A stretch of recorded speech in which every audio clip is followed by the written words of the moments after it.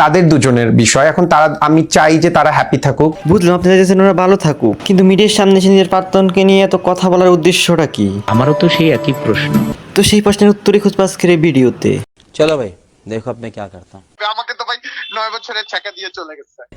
আরে দূর ভাই, এটা কোনো কথা বললেন? একটা মেয়ের সাথে 9 বছর রিলেশন করার সাথে তাকে বিয়ে করতে পারলেন, এটা হচ্ছে আপনার মতো কপাল পড়ার কেউ নেই। এখন বিয়ে হয়ে গেছে, আপনি গর্ত থেকে বাইরে হয়ে নানা রকম কথাবার্তা শুরু করছেন। এক কথায় বলতে গেলে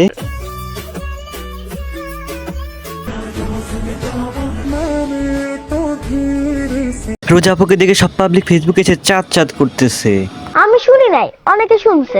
যদি আপনি না শুনে থাকেন তাহলে আপনি রোজা আপুর একজন বিখ্যাত ক্লিয়ার না ভেজাল আছে। হ্যালো ভাই brother and sister, welcome to M roast.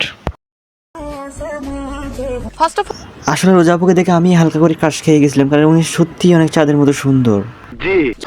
যখন আমি দেখলাম রোজা আপুর সাথে তাহসান ভাইয়ের বিয়ে হয়ে গেছে, তখন আমার মনটা অনেক ভেঙে গেছিল। কেন? কারণ রোজা আপুকে আমি মনে মনে অনেক পছন্দ করি, বলতে গেলে তাকে আইডল হিসেবেই দেখি তাকে। ও আই সি। তবে বিশেষ কারণ প্রথমবার তাহসান ভাইয়ের সাথে রোজা আপুকে দেখার পর আমি মানতে পারিনি। একে তো বয়সের কেউ, তারপর তাহসান ভাইয়ের আগের একটা সংসার। আমি সেই ছোটবেলা থেকে দেখে আসি তাহসান ভাইয়ের মিথিলার ভালোবাসা।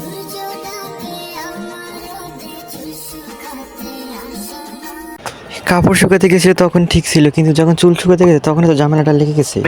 না মানে তাহসান আর মিথিলার সম্পর্কে জড়িয়ে গেছিল। তারপরে ভালোভাবে ঘাটাঘাটি করার পরে দেখা গেল যে তাহসান না, মিথিলায় জড়িয়ে গেছিল অন্যজনের ভালোবাসায়। তারপরে আর কি মিথিলা বিয়ে করে ফেলে পাশের দেশের দাদা সৃজিত মুখার্জির সাথে। দাঁড়াও, তোমার চুলটা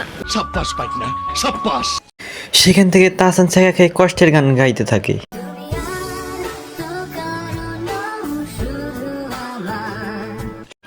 তাহসান ভাই তার শুধু তার করতেছে, কিন্তু তার পার্টনার তো পাশের দেশের দাদার সাথে সংসার শুরু করতেছে। তোর মনে এই ছিল তোর শিক্ষা না দিয়ে আমি ফাঁস নিব না। তাহসান ভাই প্রতিজ্ঞা করে চাঁদ খুঁজতে থাকে।